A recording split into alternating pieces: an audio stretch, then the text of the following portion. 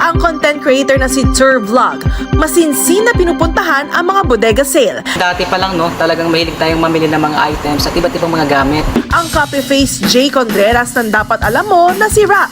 Titingnan kung talaga bang sulit ang mga bodega sale. Dahil kung walang gig si Jay, si Rap, kusinero sa negosyo ang kanyang ganap. Napakahirap mamili. Nako, Kuya Kim, kapag ganitong mas papalapit ang Pasko, andyan na ang taasa ng presyo ng mga bilihin, di ba? Ay, sinabi mo, Susan, kaya pahirapan po sa budget. Pero may mga lugar pa rin na pwede ka makascore ng mga mura at quality pang item. Ay, nako, saan yan, Kuya Kim? Turo mo nga sa akin, mapuntahan. Halika, panoorin natin ng sabay ang kwentong inalam ni Kata Tibayan.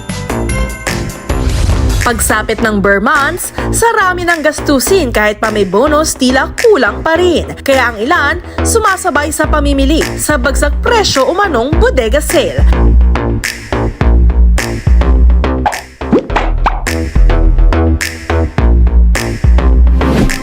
Ang content creator na si Tur Vlog, masinsin na pinupuntahan ang mga bodega sale. Dati pa lang, talagang mahilig tayong mamili ng mga items at iba't ibang mga gamit. Ang ginagawa ko talaga, physically, pinupuntahan ko talaga yung isang warehouse. So, pinakauna nga yung grocery store, appliances, merong mga apparels, clothing, merong mga gadgets, accessories, and then iba't ibang klase pa ng mga gamit na meron sa bahay. Talagang budol is real kapag bumibisita si Tur Vlog sa mga bodega sale. Mas baba raw ang presyo rito ng mga itinitindang damit, groceries, gadgets at appliances kesa sa suggested retail price sa mga mall. Pinakamura natin magkano? 99 pesos? 50 pesos, sir. 50 pesos. Ito yung mga tigto 200 pesos lang na sapatos Opo, yan, na branded, mga running shoes po. Mga running shoes. Talagang nabubudol ako doon sa mga nakikita kong presyo na amaze ako sa sobrang laki talaga ng discount. Mga gamit na mall pull-outs ang madalas ibinebenta sa mga bodega sale, ayon sa warehouse supervisor na si LJ Banze. Yung mga bodega items po namin is mall concession pull-outs po. So from mall, if yung mga display po na nagkakaroon ng damage sa box, pinupull out po kasi hindi na po yun makukonsider ni mall as brand new. Sinisiguro nilang gumagana at hindi pa nagagamit ang mga items na kanilang binebenta. Kina-classify po namin yung mga mall pull-outs namin, depende po sa condition ng item. Meron po kaming 3 types ng classifications. First po is yung class B1, which is 40% discount po. Yun po yung may mga minimal scratches yung item and worn out yung boxes po. Pagdating naman po sa class B2, merong 50% discount. Yun naman po yung scratches and medyo may dents na po yung item. And then worn out din po yung box. Pagdating po sa 70%, yun po yung talagang visible na yung mga damage sa item. Kung si Tur Vlog sanay na sanay sa mga bodega sale, ang copy-face Jay Contreras nang dapat alam mo na si Rap. Titingnan kung talaga bang sulit ang mga bodega sale.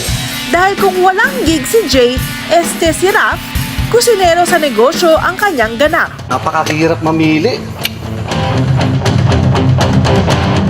Bibigyan ko sa yung tip, Oo. So, kailangan mo talagang busisiin yung bawat detalye So, tulad ng nito. items. For example, itong rice cooker, So, talagang kailangan mo siyang tingnan Tingnan bawat isa-isa, no? isa-isang items, Para ba sigurado talaga natin kung maayos pa. Mukhang nabudol na ni Tur Vlog si Rap. Ito lang napili ko. Kasama ko si Sir Tur Vlog. Itong exhaust pala kailangan ko sa kusina at itong convection oven. Pag pinagsama mo siya, worth 4,000. At dito nabili ko lang siya na 2,000.